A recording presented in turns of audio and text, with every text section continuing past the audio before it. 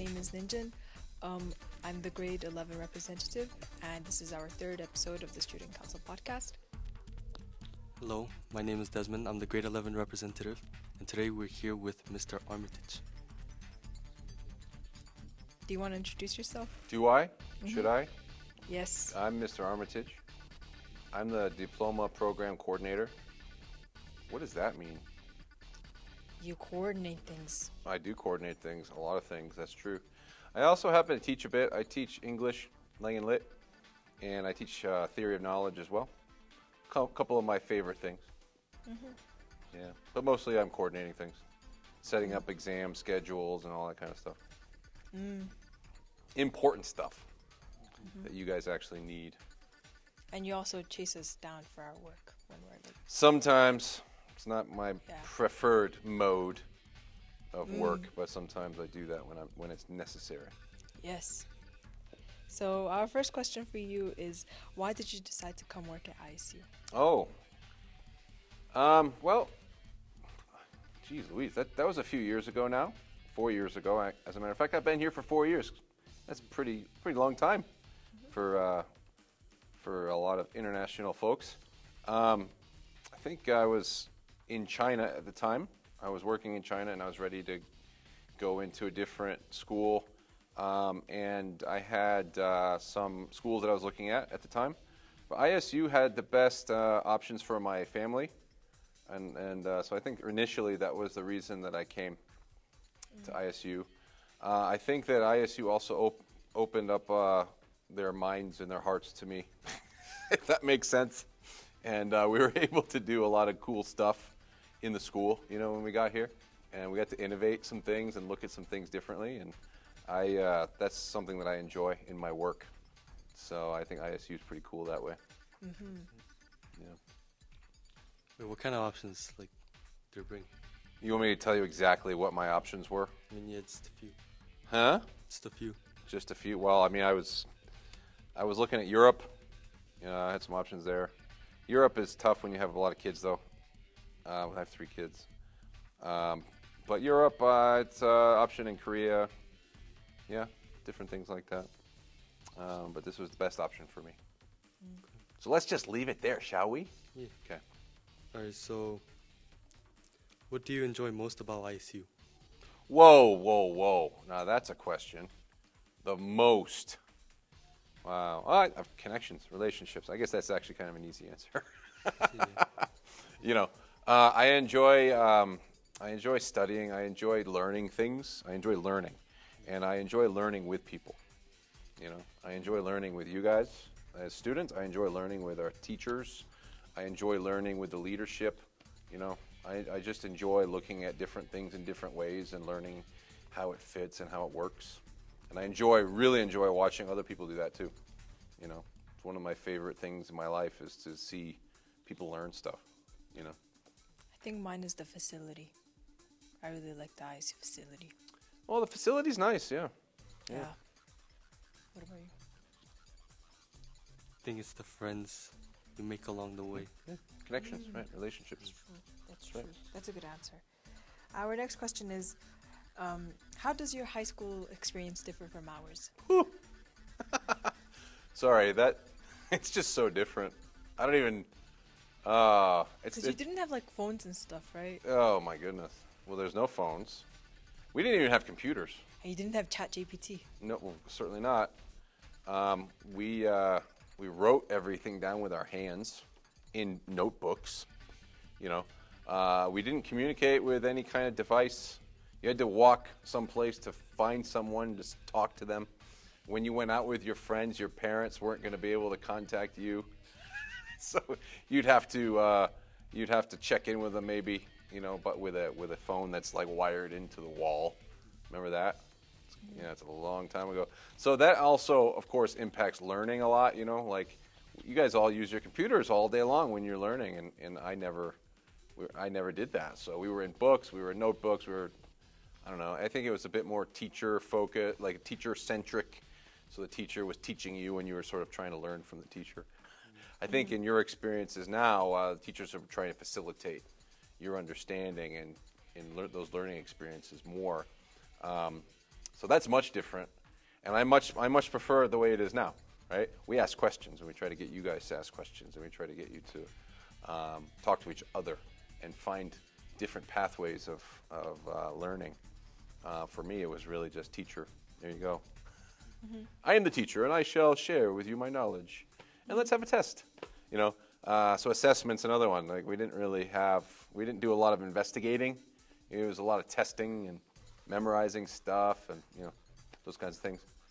I think socially, that's like learning and in class, and obviously technology is way different. I think socially, in where I come from in the U.S., it was a bit more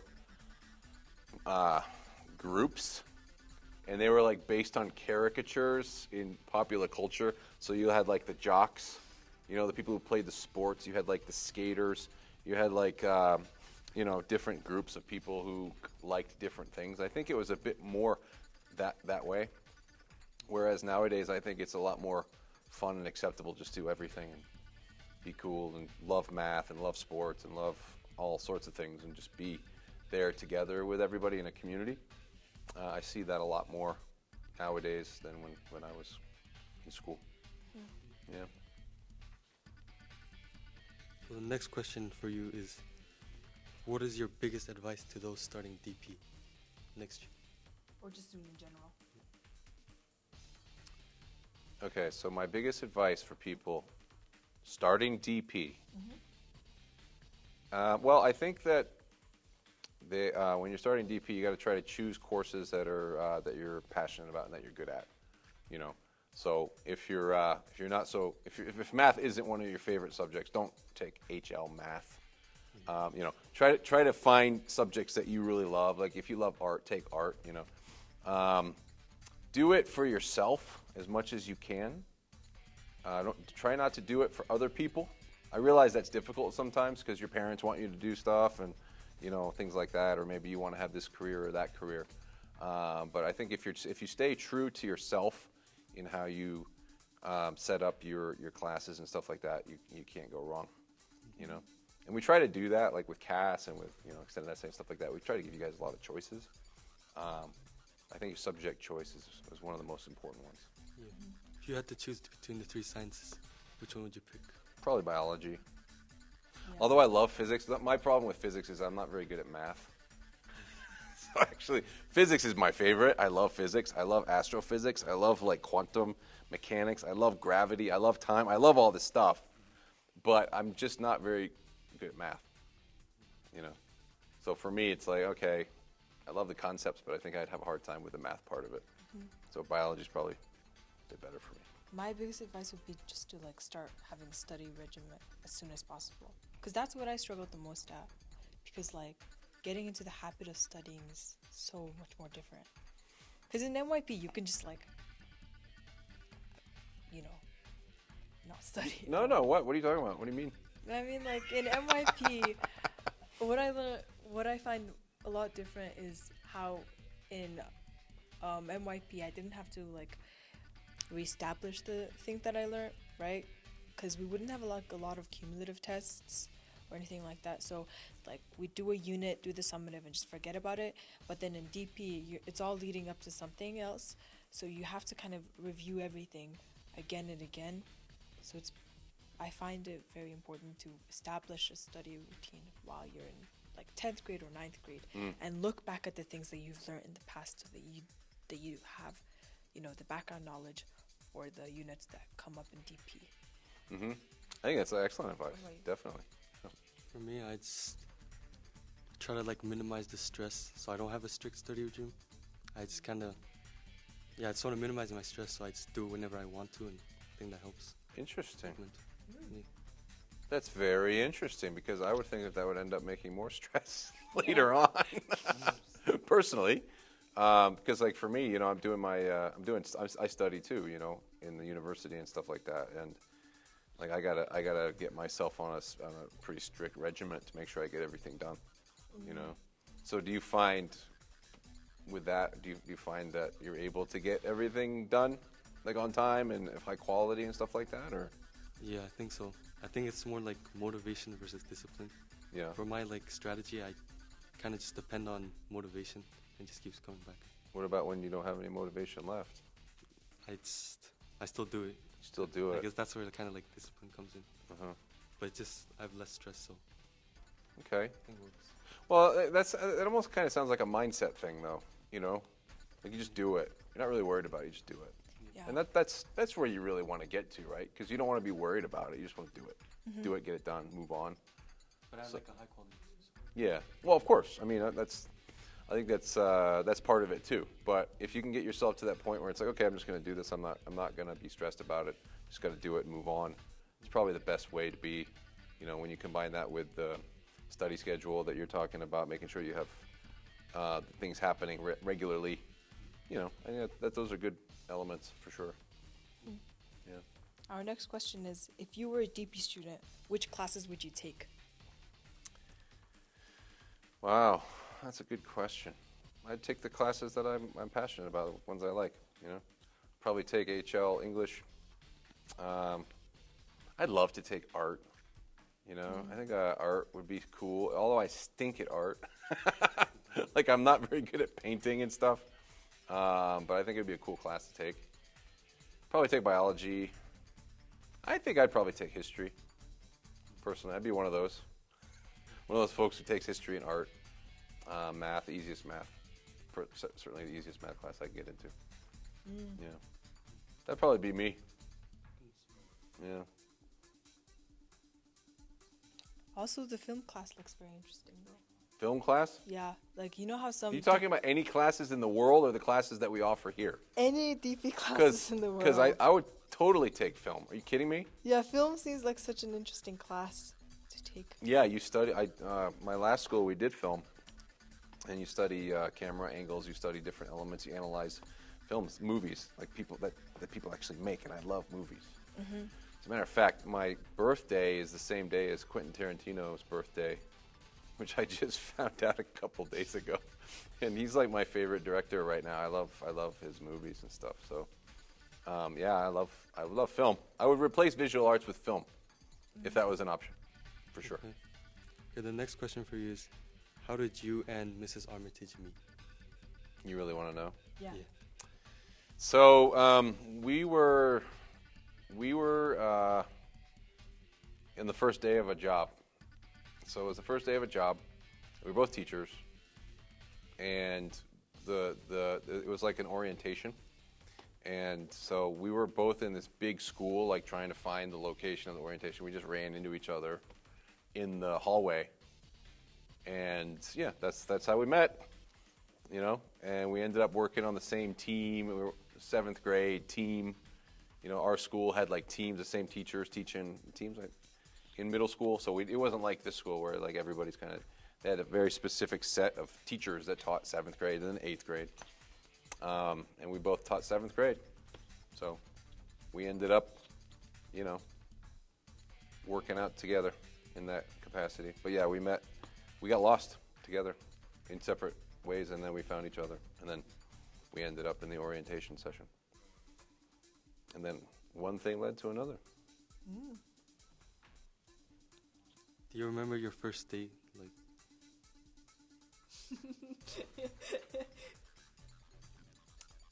is this another one of those general questions, or is this about Mrs. Armitage specifically?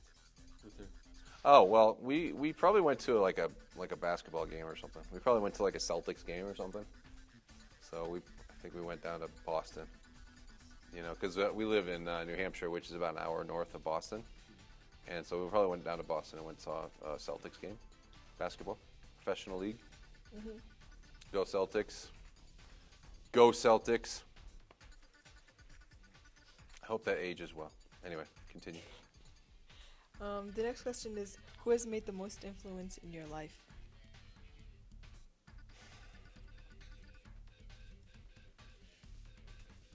Yeah. That's a good question. You know what? I don't know. I kind of come to a place where I feel that everybody in my life is influencing me and impacting me all the time. I mean, obviously, my family's influenced me a lot. Everybody in my family, my wife certainly, Mrs. Armitage, my kids. I learned from my kids. Been a lot of mentors I've had over the years, in school, out of school, tons of people. I can't answer that. I can't say there's one person. You know what I mean? I think it's about opening up your soul, your mind, your heart. I know it's wokey, but different relationships, and just allowing people in who can have an impact on you. And sometimes that's a teacher. Although when I was growing up, I didn't have really great relationships with teachers, so I didn't really have that experience as much.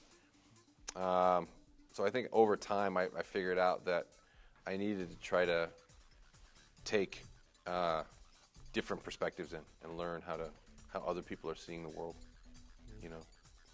and see how I can learn from that. I agree with that. So I got the next question for you. So, what is your MBTI type? I don't even know what that means. Your Myers-Briggs type? It's like a personality type testing. Well, how am I supposed to answer that if I don't even know what it is? You should take the test later. Yeah. See. I know that. Okay, is that the letters? Yeah. Can you give me examples? It's like, what's yours? Mine is INTJ. What does that mean? I think the I stands for introvert. N stands for like logic or something. Why would N stand for logic? That makes no sense. I have no idea. Or like, yeah, I forgot. I'm definitely introvert. Really? I have done this. I've done the test. Is that surprising to you? No. It's surprising to me that you're an introvert. Yeah.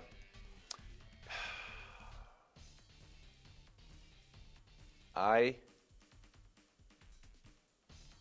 probably similar. Yeah, because I actually did a bit of research about that last summer, and I found that I'm definitely introverted, but like I don't have to be if I don't want to be.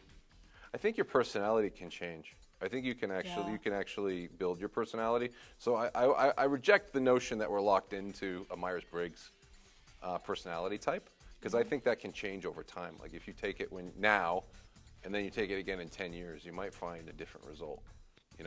I do think that we have certain traits and characteristics that we tend to be in, but I do think that skill, like when you learn skills and you learn how to engage with different people at different times and stuff like that, your personality does get a bit shaped by that.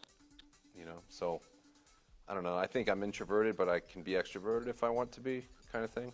And I think I actually kind of reject. I mean, I don't want to get into this too much in your podcast, but I kind of reject the notion of binary sort of like I'm introverted, I'm extrovert. I don't think it's that simple. I think there's a lot more going on. And there's like ambivert as well.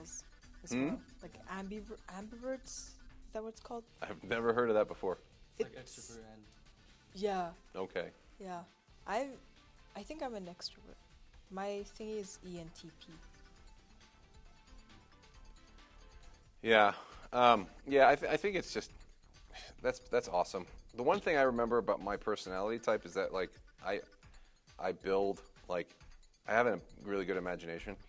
So like I deal with things through my imagination a lot. So I build like internal worlds, like if that makes sense, and it helps me deal with emotions and stuff like that. And I think I do a lot of writing and stuff. So I think that actually helps with my writing. So like novels and short stories and stuff like that.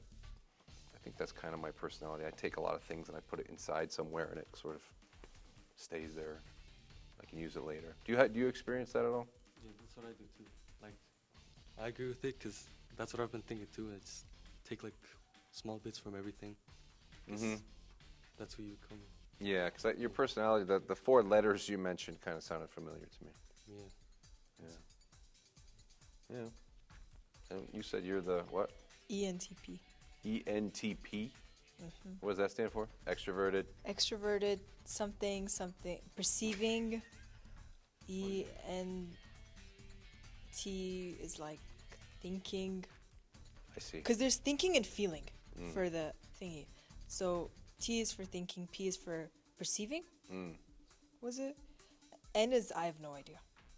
Well, I think that when you put this on YouTube, you should have a little thing like a little link to like the personality test. So anybody who's listening or watching can go take that personality test and figure out what all this stuff we're talking about. It's pretty interesting because for my you know how for Siaflo, Cialfo, yeah. yeah, there's Miss Iggy gave us like a personality test link for our career options. Right. I got something completely opposite of ENTP, and I was very surprised. So I think that test that she gave was a scam. Wow. Yeah. I mean, personally, I think I am an ENTP because I've done the test so many times, and every time it's given me an ENTP, except for that one CFLO test. So. Interesting.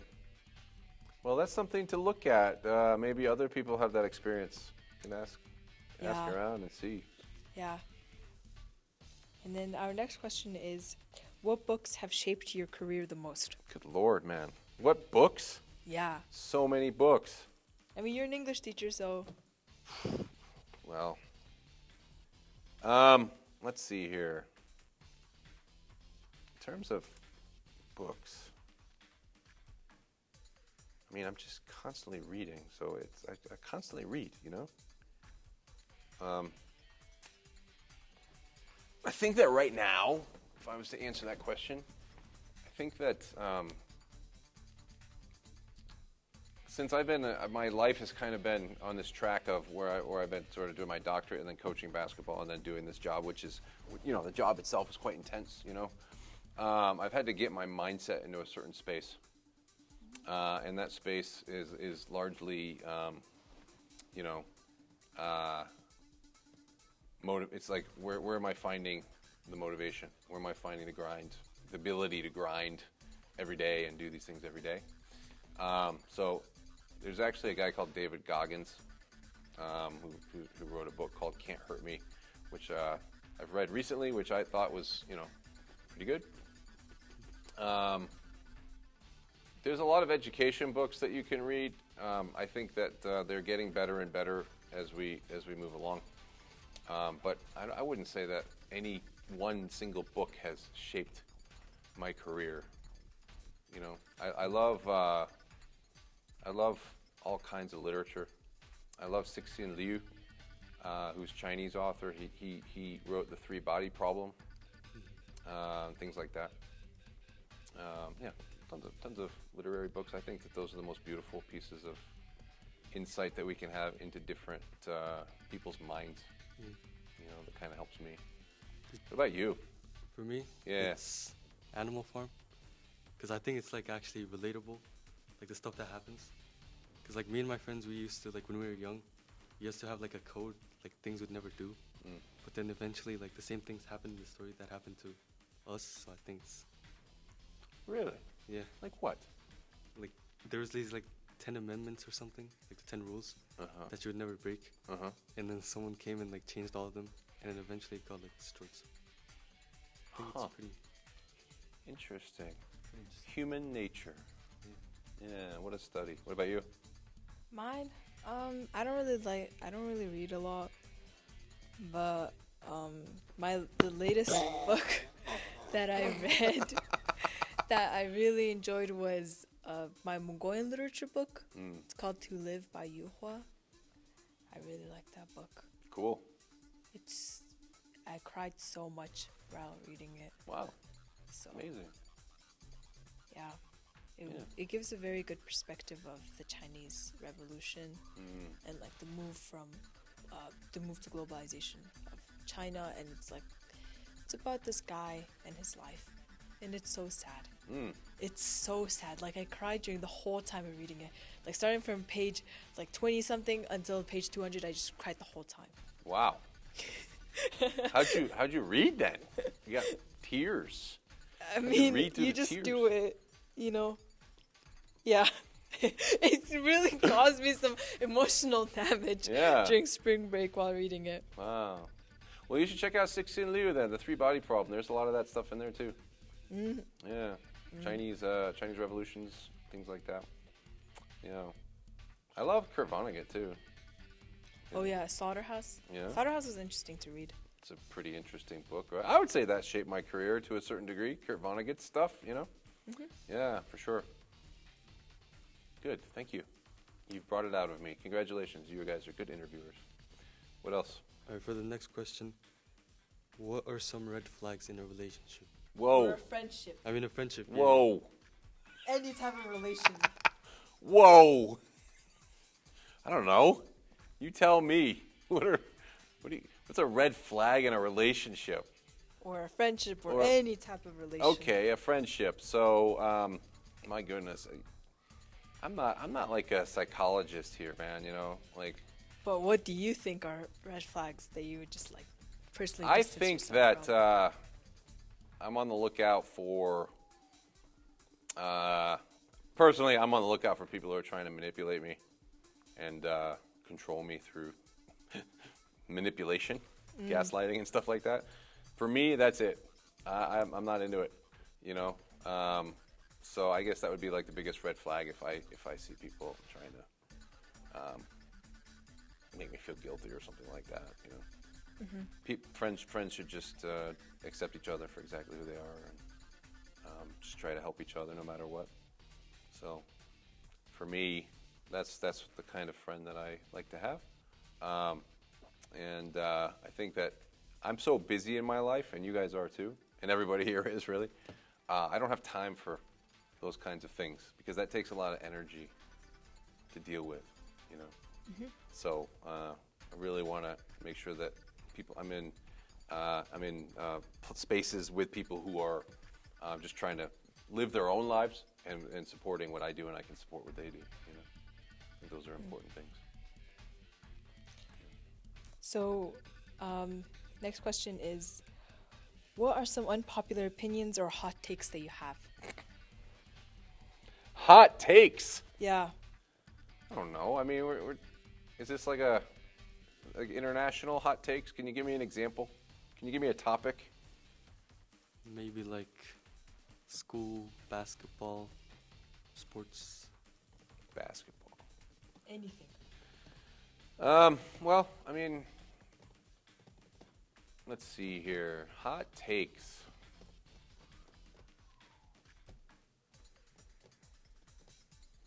I'll give an example. I'm not really a very good hot take person.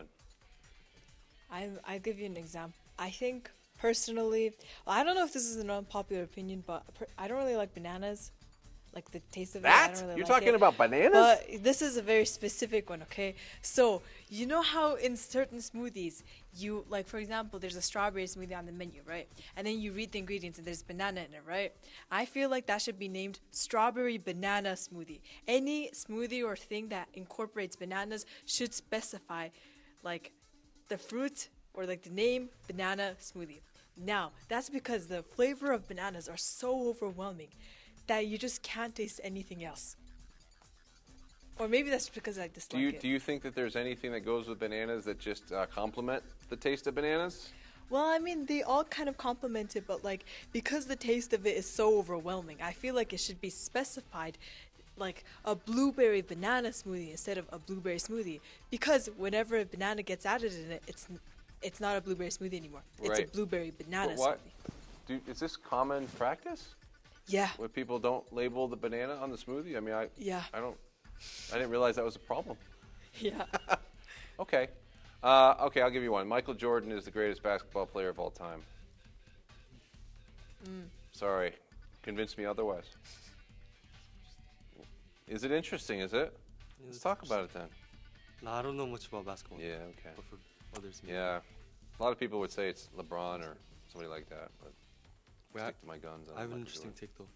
I think if you get like a or like a Burger King combo, like a burger, chicken nuggets and fries, and if you get like a soda, right? And then you take a bite out of the burger, and then you take a bite out of the chicken nuggets, and then if you drink juice while it's in your mouth, it tastes better. All at the same time. Yeah, because You take a bite of the nugget, you take a fry, and you drink the juice. and a burger bite. And a burger bite as well. Yeah. Because it adds like sweet flavors. Okay. To it. All right, yeah. I mean, look, everybody's got their own palate, right? Some people can't stand eating food together. Like they have to eat all their stuff first and then something else. So everybody's different. See, I think that's one of the reasons I have a hard time doing hot takes because it's like you have to kind of make a choice about Probably. Yeah. But the next question is, what is your spirit animal? Fox. Is there any reason? Don't ask me to explain. Okay. I mean, I don't really. What about you? What's your spirit animal? Mine? I don't really know. I mean, I think a cat because I like sleeping, but I also like doing my own thing. There's a lot of other animals that like sleeping other than cats, though. Yeah, but I just, I own a cat, so I feel like it just speaks to me. Okay. And, have you ever heard the phenomenon like dog owners want their dogs to be humans and cat owners want to be their cat? That's No, true. can't say that I have. That's very true because I want to be my cat, but apparently like dog owners really want their dogs to be humans, and cat owners want their cat want to be their cat. Wow, that's an interesting phenomenon. I've never heard that before. I owned a dog when I was in college. I definitely didn't want my dog to be human. That wasn't a thing for me. But what's your spirit animal, sir? I didn't really think about it, but maybe like a frog. What? Okay. No, I like frogs. They're just kind of chill and they're just there. Okay. Yeah. So. That I've never heard that answer before. Wow, that's a very interesting. Not a toad, though. A frog. Yeah, frog. Right. Okay. Cool. Our last question is, this is I guess two questions, but when was the best year of your life, and when was the worst year of your life? You can just only answer. Oh God. I don't know. I think every year is the best year of my life. I think I have to embrace the moment that we're in. I think we have to embrace where we are. We have to surrender to it. We have to be here. So I have a hard time saying, well, that year was great. There's great years, I suppose. Good things happen, but I think ultimately the best things are happening right now. And for me, that's the ultimate guide to happy existence. Is being here with you guys right now. Yeah. So this year is my happiest year, my best year. There have been difficult years for sure. You have deaths in your family and stuff like that, and But I think that you can frame those in different ways. Like you can say, well, that was a really difficult year. That was an awful year because this person died or whatever. But ultimately, you grow from that. You figure out how to Character development. Exactly. You figure out how to become the person that you are now in this moment. So, I think that's a good way to look at it. Yeah. Personally. But yeah, that's all we have for today. Good job. Thank you. Thank you for coming on to us. Coming on. I don't know how to. I think what you're trying to say is thank you for coming on to the show, Mr. Yeah. Armitage. We really appreciate your participation in our podcast today. Yes. That's what we tried to say. It's a Monday evening. We're all tired. Is it evening? I mean, same afternoon, evening. What's the difference? It's Monday and it's the first day back from spring break, and I just want to go back to my bed. Okay. So. Go back to your bed and see your cats. Yeah. Yeah. Thank you. Yeah, thank you very much.